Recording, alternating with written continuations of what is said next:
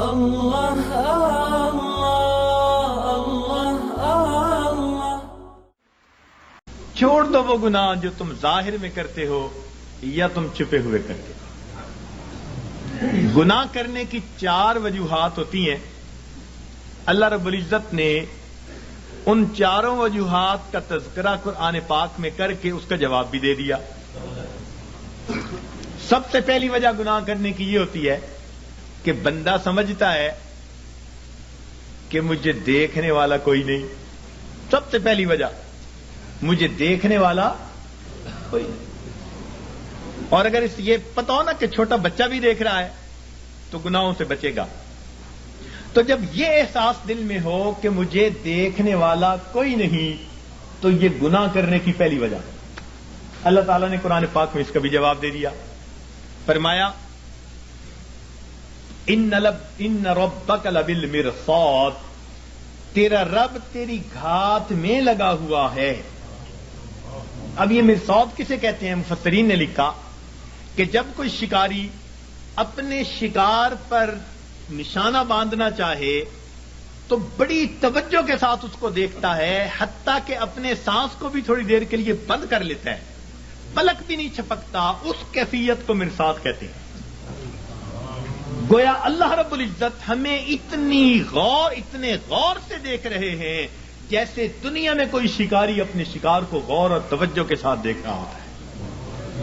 تو جب ہمیں اتنی باریکی سے دیکھا جا رہا ہے تو ہم کیسے کہہ سکتے ہیں کہ دیکھنے والا کوئی نہیں؟ تو اس کا جواب دے دیا کہ یہ نہ سمجھنا کہ دیکھنے والا کوئی نہیں، ان ربک لبالمرصاد۔ گناہ کرنے کی عموماً دوسری وجہ یہ ہوتی ہے کہ آدمی سمجھتا ہے کہ کسی کو پتہ ہی نہیں چلنے دیا۔ جی میں نے فون کیا، پتہ نہیں چلنے دیا، میں نے فلاں یوں کیا، پتہ ہی نہیں چلنے دیا، کسی کو پتہ ہی نہیں جی۔ یہ گناہ کرنے کی دوسری وجہ ہوتی ہے کہ بندہ سمجھتا ہے کسی کو پتہ ہی نہیں۔ اللہ رب العزت اس کا بھی جواب دیتے ہیں، فرماتے ہیں کہ میں وہ ذات ہوں یعلم خائنۃ الاعین وما تخفی الصدور، میں جانتا ہوں تمہاری آنکھوں کی خیانت کو اور جو تمہارے دلوں کے اندر چھپا ہوا۔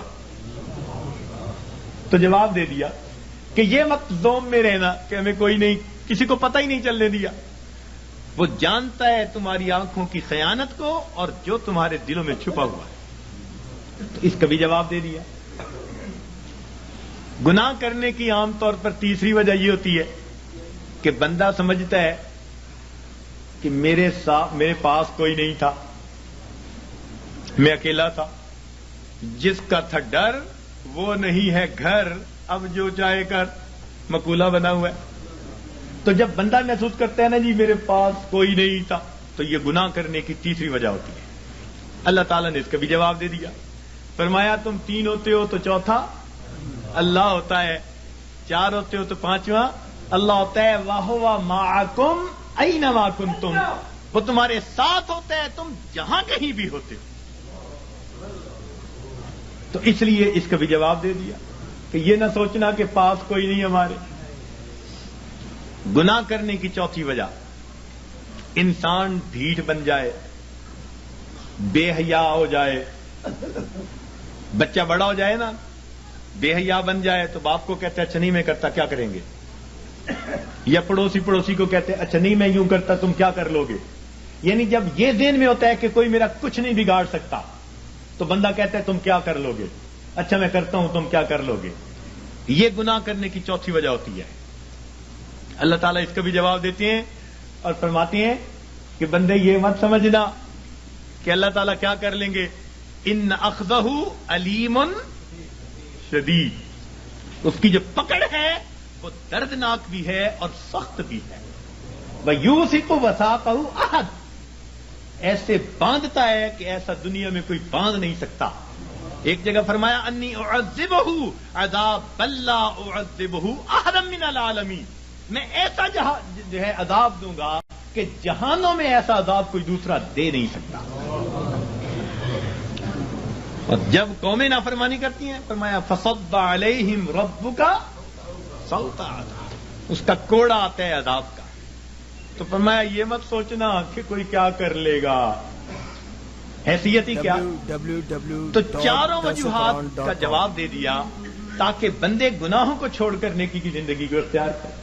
لا الہ الا اللہ لا الہ الا اللہ لا الہ الا اللہ لا الہ الا اللہ لا الہ الا اللہ لا الہ